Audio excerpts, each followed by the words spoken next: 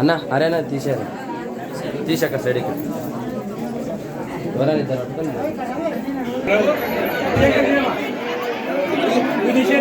ఎంతో అద్భుతంగా దివ్యంగా ప్రాతకాల బ్రాహ్మీముహూర్తం నుంచే పూజా కార్యక్రమాలు జరిగాయి. మరి ఎంతో విశేషంగా సముద్రానికి సూర్యోదయ సమయానికి ఆ ఎంతో ముఖ్య ప్రాణ ప్రతిష్ఠా కార్యక్రమాలు కూడా జరపబడ్డాయి.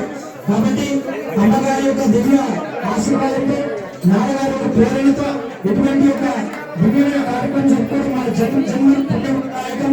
ఎందుకంటే సత్యమైన విషయాన్ని మనం తెలుసుకోవాలి. ఎప్పటికైనా అహింస పరమో ధర్మ అనేటువంటి మహాసత్యాన్ని ఎప్పుడు తెలుసుకున్నారో అప్పుడే ఈ జన్మకు సార్థకత, అప్పుడే జన్మకు మంచి ఫలం మీ అందరికీ కూడా.